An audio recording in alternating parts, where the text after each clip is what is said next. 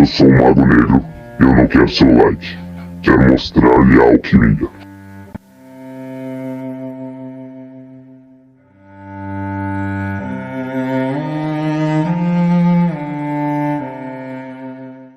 Crônicas alquímicas do Mago Negro. Dogma da Alta Magia. Eliphas Levi. Capítulo 1. O Recipiendário. Disciplina. Ensof. Keter. Quando um filósofo tomou para a base de uma nova revelação da sabedoria humana este raciocínio: penso, logo existo. Ele mudou de algum modo e a sua vontade conforme a revelação cristã, a noção antiga do Ser Supremo. Moisés faz dizer ao ser dos seres: eu sou quem sou. Descartes faz dizer ao homem: eu sou aquele que pensa. E como pensar é falar interiormente, o homem de Descartes pode dizer como o Deus de São João Evangelista: eu sou aquele em quem está e por quem se manifesta o Verbo. Em princípio erat verbum. Que é um princípio? É uma base de palavra. É uma razão de ser do Verbo. A essência do Verbo está no princípio. O princípio é o que é. A inteligência é um princípio que fala. Que é a luz intelectual? É a palavra. Que é a revelação? É a palavra. O ser é o princípio. A palavra é o meio e a plenitude, ou desenvolvimento e a perfeição. Do ser é o fim. Falar é criar.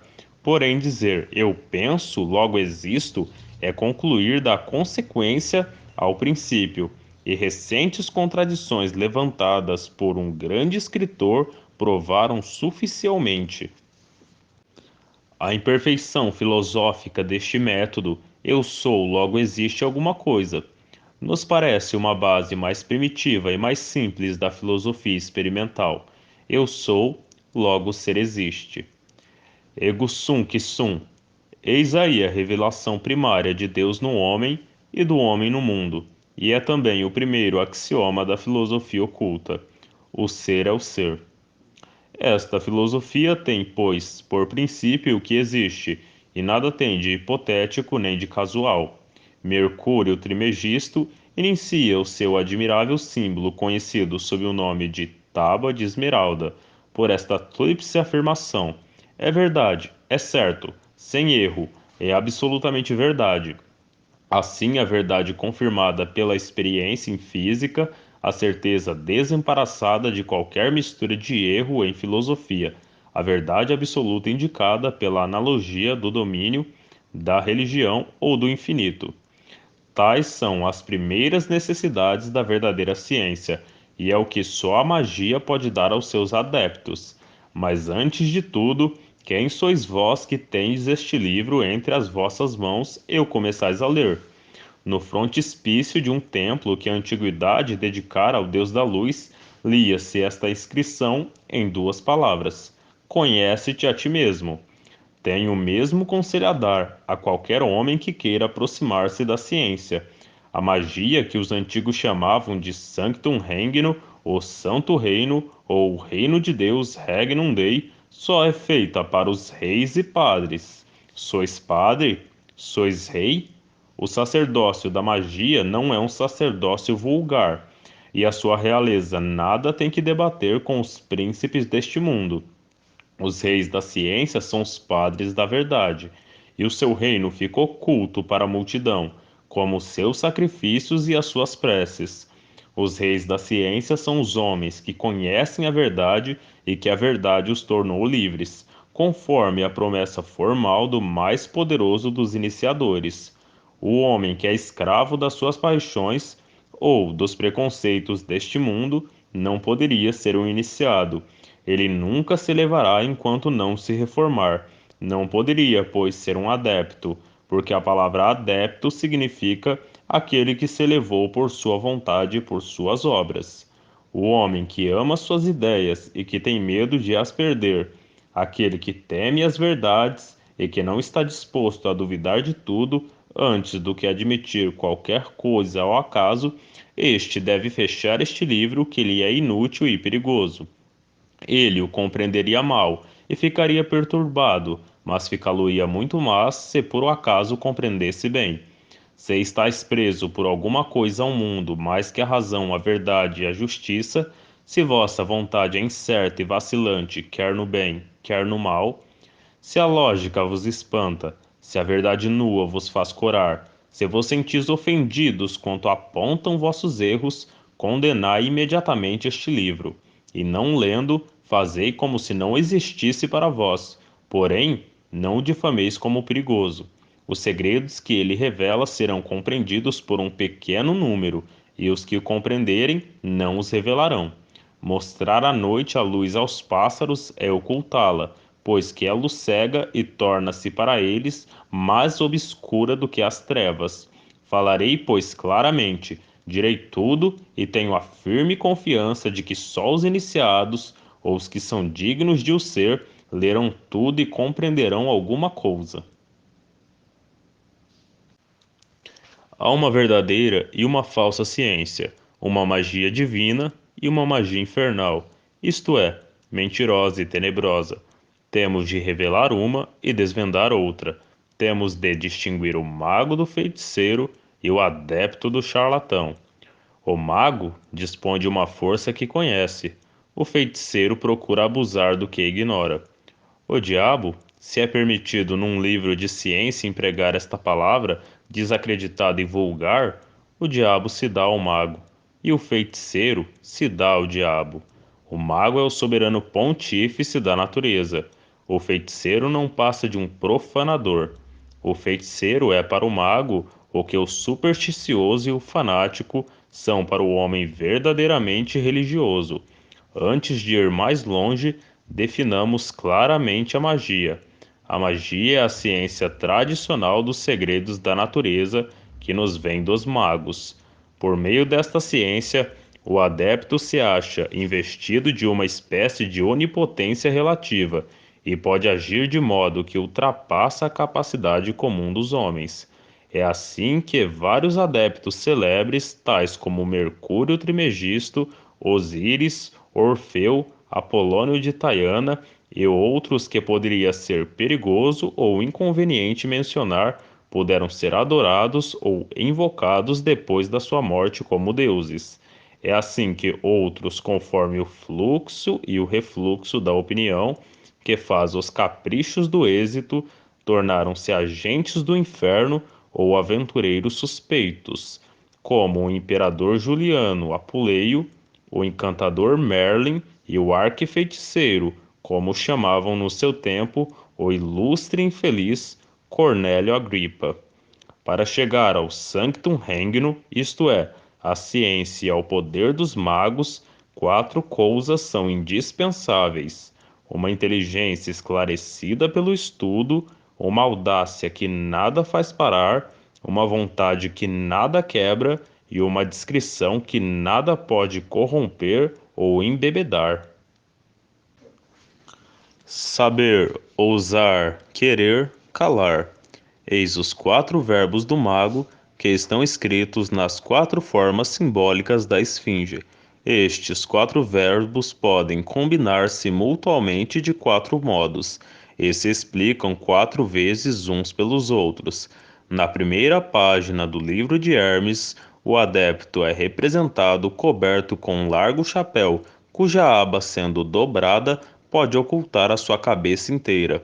Ele tem uma das mãos elevadas para o céu, ao qual parece governar com seu caduceu, e a outra mão no seu peito tem diante de si os principais símbolos ou instrumentos da ciência, e esconde outros numa algibeira de trapaceiro. O seu corpo e os seus braços formam a letra Aleph, a primeira do alfabeto, que os hebreus tomaram emprestado dos egípcios. Porém, mais tarde teremos ocasião de voltar novamente a este símbolo. O mago é verdadeiramente o que os cabelistas hebreus chamam de microprosopos, isto é, criador do mundo pequeno. A primeira ciência mágica, sendo o conhecimento de si mesmo, também a primeira de todas as obras da ciência, a que contém todas as outras, e que é o princípio da grande obra, a criação de si mesmo. Este termo tem necessidade de ser explicado.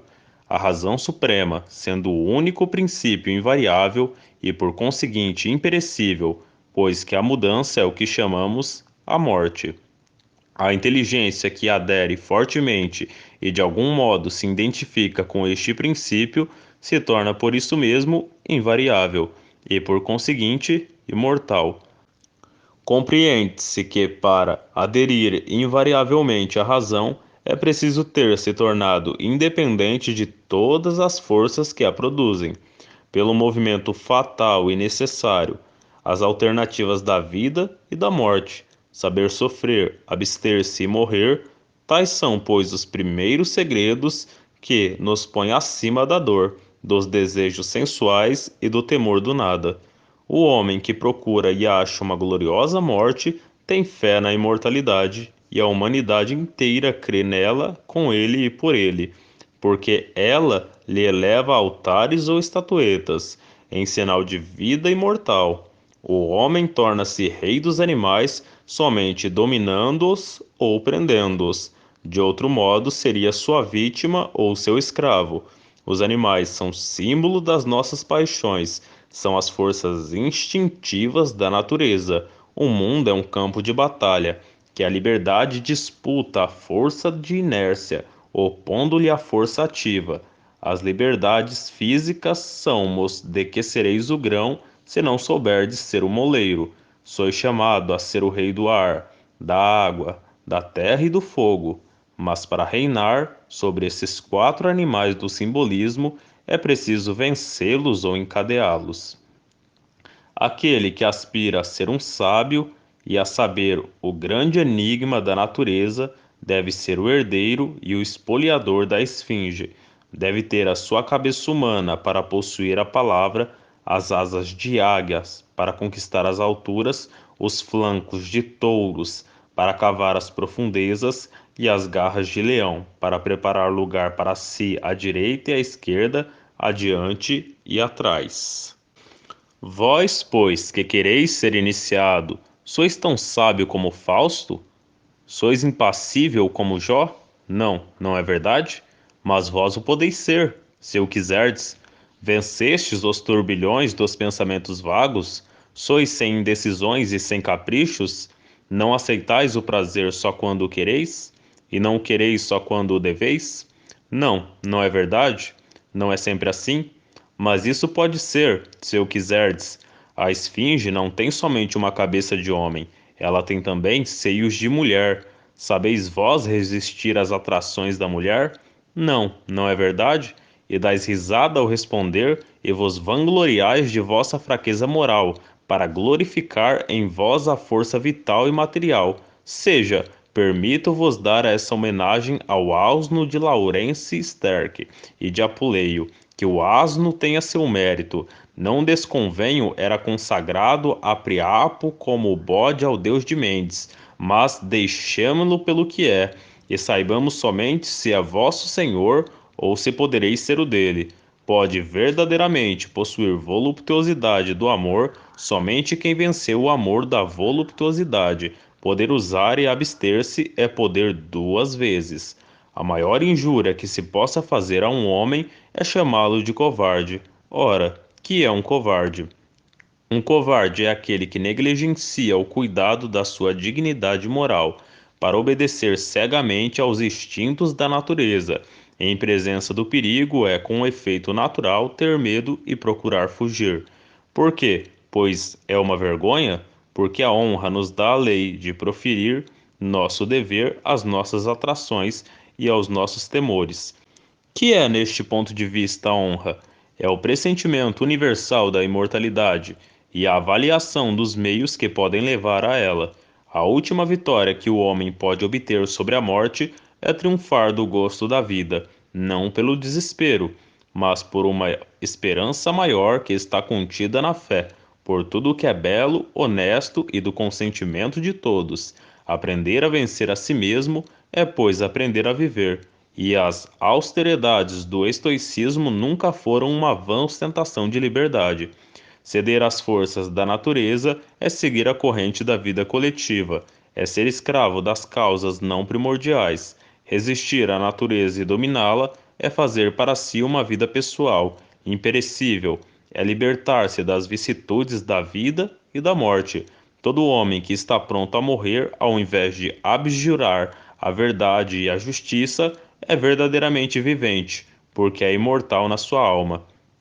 Todas as iniciações antigas tinham por fim achar ou formar tais homens. Pitágoras exercitava seus discípulos pelo silêncio e as abstinências de todo o gênero. No Egito, os recipiendários eram experimentados pelos quatro elementos. Na Índia, é sabido que prodigiosas austeridades dos faquires e yogis eram praticadas com o intuito de chegar ao reino da vontade livre e da independência divina.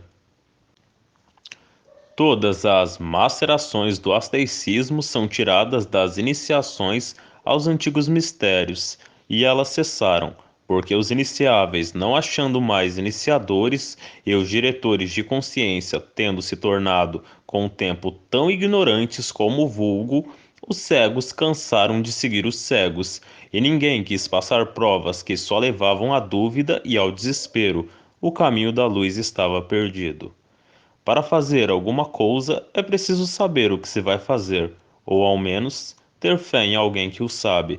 Mas como arriscarei a minha vida, a aventura, e seguirei ao acaso, aquele que nem mesmo sabe onde vai?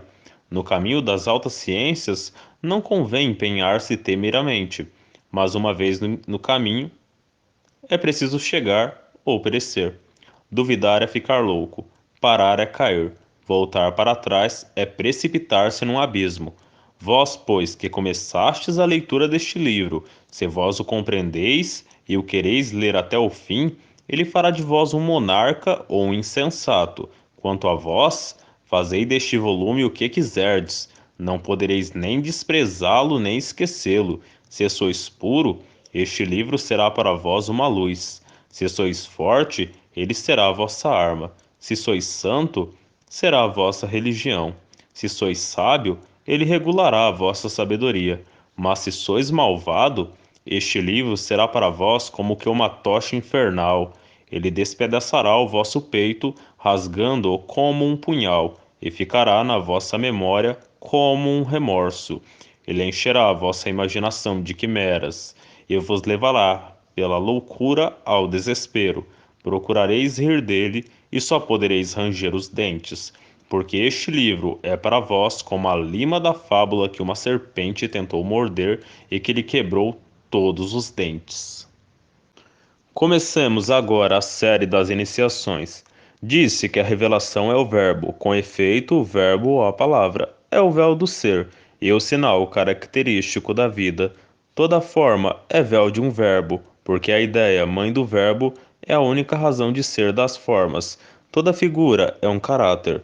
Todo caráter pertence e volta ao verbo. É por isso que os antigos sábios, cujo grande mestre é Hermes Trismegisto, o três vezes grandes, formularam o seu dogma nestes termos: o que está em cima é como o que está embaixo, e o que está embaixo é como o que está em cima. Em outros termos, a forma é proporcional à ideia, a sombra é a medida do corpo calculado com sua relação ao raio, a bainha é tão profunda como o comprimento da espada. A negação é proporcional à afirmação contrária.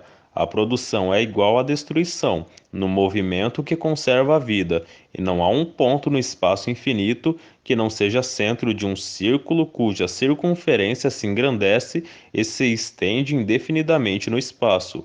Toda individualidade é, pois, indefinidamente perfectível, porque o moral é análogo à ordem física, e o porquê não é possível conceber um ponto que não se possa dilatar, engrandecer e lançar raios num círculo filosoficamente infinito. O que se pode dizer da alma inteira deve-se dizer de cada faculdade da alma. A inteligência e a vontade do homem são instrumentos de um valor e de uma força incalculáveis, mas a inteligência e a vontade têm por auxiliar e por instrumento uma faculdade de muito pouco conhecida, e cuja onipotência pertence exclusivamente ao domínio da magia. Quero falar da imaginação. Mas a imaginação não apenas criatividade intelectual, mas como a capacidade de criar formas imagéticas, conceitos e ideias que os cabalistas chamam de o diáfano ou o translúcido. Efetivamente, a imaginação é como que o olho da alma, e é nela que as formas se desenham e se conservam. É por ela que vemos os reflexos do mundo invisível. Ela é o espelho das visões e o aparelho da vida mágica. É por ela que curamos as doenças, que influímos sobre as estações, que afastamos a morte dos vivos e que ressuscitamos os mortos, porque é ela que exalta a vontade e que lhe dá domínio sobre o agente universal. A imaginação determina a forma da criança no ventre materno e fixa o destino dos homens. Ela dá asas ao contágio e dirige as armas na guerra. Estais em perigo numa batalha? Crede-vos invulnerável como Aquiles e o sereis, diz Paracelso. O medo atrai desastres e a coragem espiritual faz retroceder as balas. É sabido que os amputados muitas vezes se queixam dos membros que não têm. Paracelso operava no sangue vivo, medicamentando o produto de uma sangria, curava as dores de cabeça à distância. Operando em cabelos cortados, ele tinha excedido muito pela ciência da unidade imaginária e da solidariedade, do todo e das partes. Todas as teorias, ou antes todas as experiências, dos nossos mais celebres magnetizadores. Por isso, as suas curas eram milagrosas, e ele mereceu que a juntassem ao seu nome de Philips Aureolus Theopratus Bombastus von Hauerheim, a alcunha de Paracelso, acrescentando-lhe ainda o epiteto de divino. A imaginação é o instrumento da adaptação do verbo. A imaginação aplicada à razão é o gênio. A razão é una como o gênio. É uno na multiplicidade das suas obras. Há um princípio, há uma verdade, há uma razão, há uma filosofia absoluta e universal. O que está na unidade considerada como princípio volta à unidade considerada como fim. Um está em um, isto é, tudo está em tudo. A unidade é o princípio dos números, é também o princípio do movimento e, por conseguinte, da vida. Todo o corpo humano se resume na unidade de um só órgão, que é o cérebro. Todas as religiões se resumem na unidade de um só dogma, que é a afirmação do ser e da sua igualdade a si mesmo, o que constitui o seu valor matemático. Não há mais do que um dogma em magia, e ei-lo o invisível é a manifestação do invisível. Ou, em outros termos, o verbo perfeito está nas coisas apreciáveis e visíveis, em proporção exata com as coisas inapreciáveis aos nossos sentidos e invisíveis aos nossos olhos. O mago eleva uma das mãos para o céu e abaixa a outra para a terra, e diz: lá em cima a imensidão, lá embaixo a imensidão ainda. A imensidão é igual à imensidade. Isto é verídico, nas coisas visíveis como nas coisas invisíveis. A primeira letra do alfabeto da língua sagrada, Aleph, representa um homem que eleva uma das mãos ao céu e abaixa a outra para a terra. É a expressão do princípio ativo de todas as coisas. É a criação no céu, corresponde à onipotência do verbo aqui.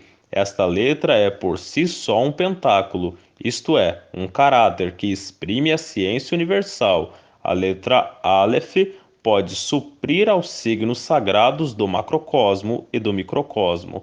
Ela explica o duplo triângulo maçônico e a estrela brilhante de 5 pontas, porque o verbo é uno e a revelação também é uma, Deus dando ao homem a razão. Deu-lhe a palavra e a revelação múltipla nas suas formas, mas una no seu princípio. Está inteiro no Verbo universal, intérprete da razão absoluta. É o que quer dizer a palavra tão mal compreendida do catolicismo, que na língua hierárquica moderna significa infalibilidade. O universo em razão é o absoluto, e o absoluto é o infalível. Se a razão absoluta leva a sociedade inteira a crer irresistivelmente na palavra de uma criança, esta criança será infalível, da parte de Deus e da parte da humanidade inteira. A fé não é outra coisa senão a confiança razoável nesta unidade do Verbo, Crer é anuir ao que não se sabe ainda, mas que a razão nos certifica adiantadamente de saber, ou ao menos reconhecer um dia. São, pois, absurdos os pretensos filósofos que dizem: não creio no que não sei. Pobres homens, se soubesseis, haveria necessidade de crerdes? Mas posso eu crer ao acaso e sem razão? Não, certamente. A crença cega e aventurada é a superstição e a loucura. É preciso crer nas coisas cuja existência a razão nos força a admitir, conforme o testemunho dos efeitos conhecidos e apreciados pela ciência. A ciência, grande vocábulo e grande problema. Que é a ciência? Responderemos a esta pergunta no segundo capítulo deste livro.